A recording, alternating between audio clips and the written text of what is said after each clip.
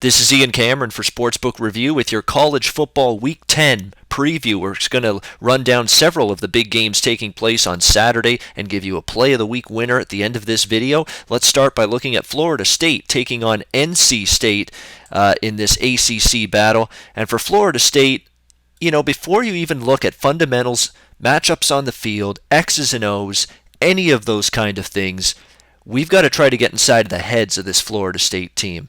Where are their collective heads at going into this game? They're 5-3 on the season. That's not a record that anyone, coaches or players with Florida State, expected them to be at, nor wanted to be at this stage of the season. Yet here they are at 5-3, not having the campaign they expected. And where does that desire to work hard in practice, be as fully prepared and invested in the preparation for a game, where is that going to come from for Florida State down the stretch? That's my biggest concern with them, because guess what? This is a team that had expectations to maybe be a national champion, or at least a playoff team. Well, guess what? National championship? Bye-bye. Playoffs? Bye-bye. ACC championship? Bye-bye. You probably can't accomplish any of those things right now if you're Florida State. So where is that focus? Where is that intensity? Where's that drive as a college athlete to keep playing hard every single week? That's my biggest concern, especially with laying points with this Florida State team on the road here in this game. I'm not saying they're not the better of these two teams. They are from a talent perspective, but you just have to be concerned about the mindset of this team. Another tough loss, their third of the season against Clemson, 37-34. They did give everything they had in their tank for that game against Clemson, trying to hand the Tigers their first loss, but come up just short. Again, the defense couldn't stop Deshaun Watson when it counted, and that Clemson offense. Now you got to try to bounce back from that, go on the road, face an NC State team that really I can't figure out what's been wrong with them. I mean, it looked like their loss to Clemson, a game they could have won, they should have won. They lose by 7 in Clemson, and then after that, I mean, really two bad performances. They get blown out by Louisville 54-13. They lose at home to Boston College last week 21-14. Brutal loss there in that game as 15, 16-point favorites. So there's question marks with NC State right now. Brian Finley, the quarterback, coming over with the former Boise State offensive coordinator, Eli Drinkowitz, who's now running this NC State offense. So a lot of synchronicity, I guess you could say, with this offense with Finley there, but he's been a little bit inconsistent at times. This defense has struggled against the better offenses. Look what Louisville did against them. Clemson, oddly enough, didn't really do a great job offensively against NC State, but the fact of the matter remains, I've got more than enough concerns with Florida State and their psyche right now at this stage of the season, where I don't want the road team in this game. If I'm betting this game, I'm looking at NC State plus the 5, plus the 5.5 in that range here in this game. All right, next up, we've got Oklahoma State at Kansas State. And what does Oklahoma State do after a huge win for them last week against West Virginia?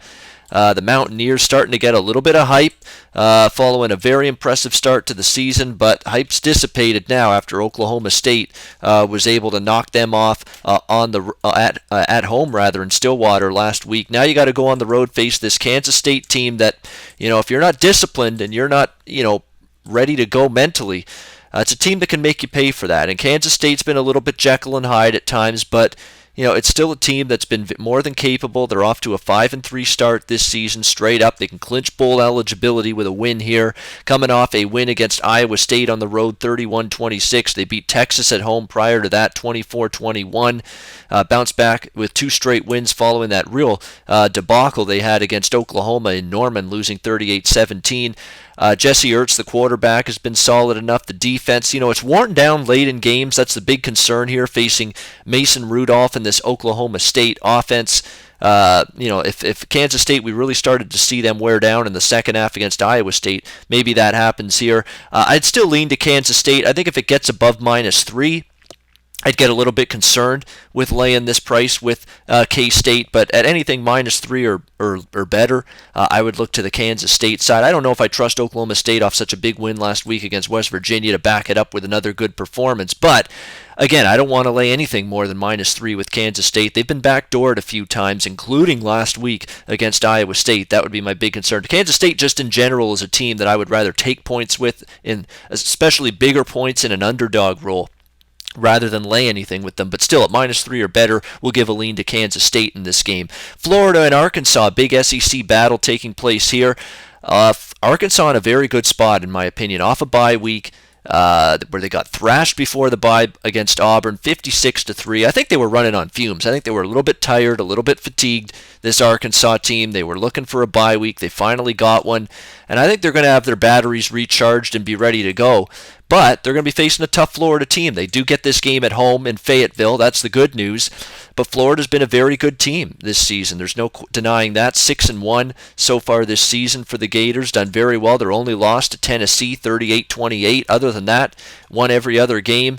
They beat Vanderbilt, Missouri, and Georgia in 3 straight weeks. But the one concern I have with Florida here, they got a very good defense. I mean, you look at what they've done defensively. They shut down Vanderbilt, Missouri, and Georgia, hold them to 14 points or less. They did get gashed by Tennessee, though, and you could make that argument.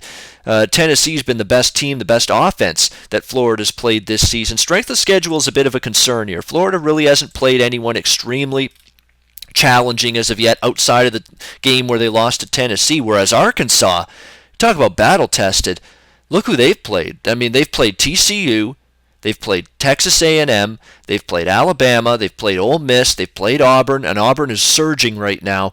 That's a tough schedule for this Arkansas team. So they're very battle-tested going into this game. Austin Allen, I think, is a very good quarterback. I think he's going to have more, there was some injury concerns with him. He's going to be good to go for this game.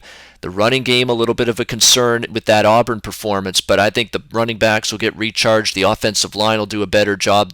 It's a very good offensive line going up against a very good Florida defense, but I think the bye week does matter a little bit here. I think the home dog's up for this game. If I had to bet this one, I'd look to Arkansas for sure, getting +4. I think Florida hasn't done anything wrong, and their only loss to Tennessee's definitely not a bad loss, but laying points on the road against a rested and ready home team off a bye week, that's not something I'm looking to do. So I'd lean Arkansas here in this one. Next game up, we've got Washington taking on California, and you got to wonder if Washington's in that mindset now, following what they're going to tell you is just an absolute robbery that they're not in the top 4 in the initial college football playoff rankings by the committee. Of course, opting to put Texas A&M as the 4th team instead. Does that mean Washington now has incentive to run up the score and just absolutely pile on extra points if need be? Well, if they do feel that way, they're facing a defense where they're more than capable of getting extra scores, because Cal's defense is miserable. It has been all season long. I don't trust them to get stops, but their offense is still solid with Davis Webb, but that defense, a totally different story, completely outclassed. Jake Browning and this Washington Huskies offense, they should absolutely be able to move the football at will, both on the ground, through the air against this Cal team. And this team may not be shy now about punching in a late touchdown if they're up by 14 or if they're up by 17 or 21 in this game, because they may need some style points now after seeing Texas A&M pass them over, according to the College Football Playoff Committee. So there's no way I'm betting against Washington here. Even laying 17 on the road, can only look to the Huskies laying the points. And again, for that reason, maybe that game can get over the total of 77 as well, with Washington maybe looking to punch in a late score. Next up, Texas A&M and Mississippi State. Texas A&M now with some pressure on them. They're currently 4th in the college football playoff ranking, facing Mississippi State. And after the big-time schedule they've faced, they've played Alabama, they've played Tennessee, they've played some barn-burner football games so far this season. You really do have to wonder if this is a situation here for Texas A&M where they're maybe a little bit of a troublesome, tricky spot here. I'm not saying a trap game this is, but Texas A&M's just not one of those teams that I look to lay almost 2 touchdowns with on the road. I know this is a very good team, very good defense, very good receivers. Trevor Knight's done just enough at the quarterback position to allow this team to win games en route to their 7-1 straight-up record. Their only loss, of course, against Alabama, 33-14. They'd made a pretty good account of themselves. Don't forget, A&M was leading early in the second half of that game before things fell apart. It's a tough spot. I don't like the spot at all for A&M here. That being said, what's there to like about Mississippi State? I mean, they have just not had a very good season at all. You look at their victories, they've only had 3 wins this season. They've come against South Carolina, UMass, and Samford last week, and they gave up 41 points in that win to Samford last week out of the FCS ranks. Not good at all from this Mississippi State team. Fitzgerald and the offense has been okay. They've been able to put up points, but this defense has been awful. Look at the points they've given up: 35 to UMass, 38 to Auburn, 28 to BYU, 40 to Kentucky, 41 to Samford. Yeah, not Stanford, Samford, the FCS team.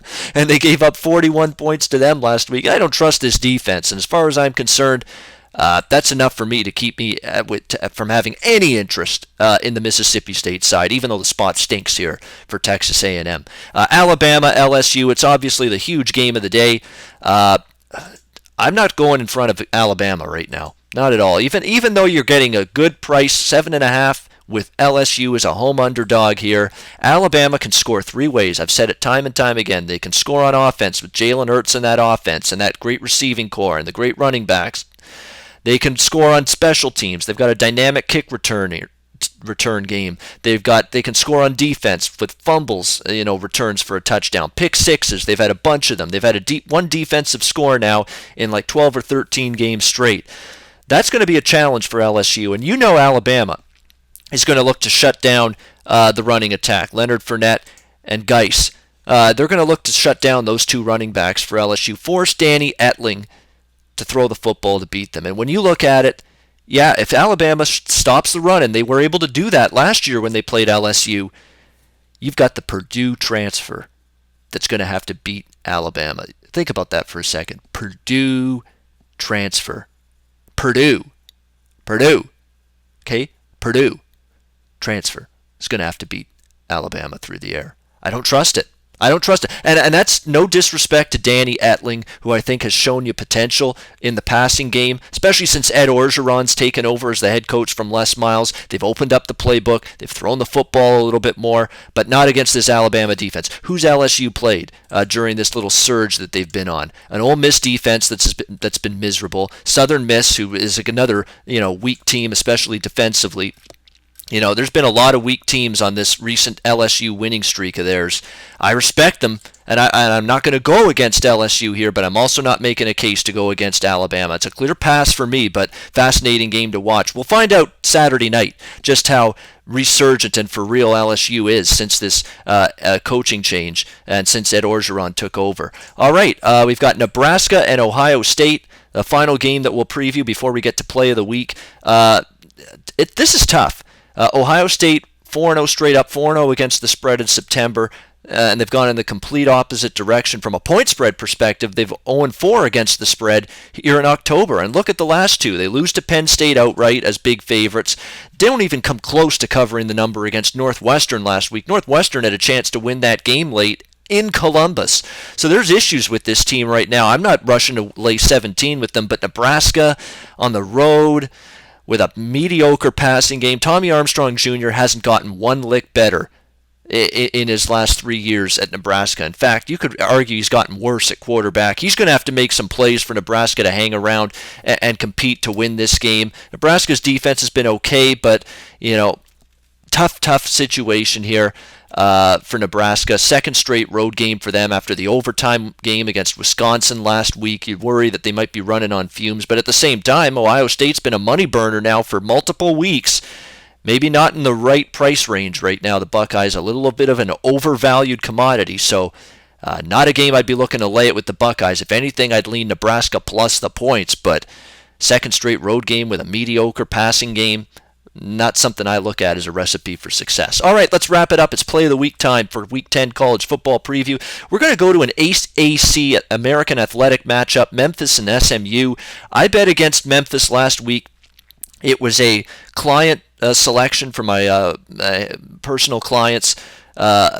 Big best bet winner with Tulsa against Memphis last week. And I'm going to go against Memphis here for my play of the week in this game, facing the SMU Mustangs. Memphis is 0-5 against the spread their last 5 games heading into this one, including 0-3 against the spread their last 3 road games against Ole Miss, Tulane, and Navy. And the Memphis defense has just completely fallen off. I mean, they have given up nearly 1,700 total yards, 128 points in 3 of their last 4 games in conference play against Temple, Navy, and Tulsa. They can't stop the run, can't stop the pass. It's just been a dreadful run that Memphis has gone on. They got good at the early part of the season against a weak competition. They beat Kansas, Bowling Green, some FCS teams, and since this schedule's gotten much tougher, they haven't been able to cope with it. Memphis has been on the downward trajectory. Meanwhile, SMU, look at the way they've played lately. Much better. They get the huge win against Houston a couple weeks ago. They follow it up with in a brutal spot off that big Houston win against Tulane last week. They fall behind in that game, but they rallied back to win 35-31. This team is making strides under Chad Morris, the head coach of this team. Ben Hicks, the freshman quarterback for SMU, who really struggled in his first few starts, he's starting to get better, throwing the football down the field. And I think this SMU offense, which has really started to play better of late, let's not forget they put 38 points up on the board against Houston, 35 last week against Tulane. This Memphis defense just gave up 59 to Tulsa last week. They gave up 42 points to Navy. It's been an abysmal, atrocious defense. I think SMU can move the ball, and I'm not convinced Memphis deserves to be a road favorite in this game. You got Memphis on the way down, SMU looking like they're in good form, going up. We got 2 teams going in opposite directions. Let's make it official. SMU, the Mustangs, +3, rotation number 404. SMU +3 against Memphis. I expect SMU to win outright. Let's take the SMU Mustangs +3 for your college football Week 10 play of the week. Do your research before you bet. Check out our ratings guide to see which books have the best ratings and sign-up bonuses. Open up several accounts and shop for lines at sbrodds.com. Always be ahead of the game.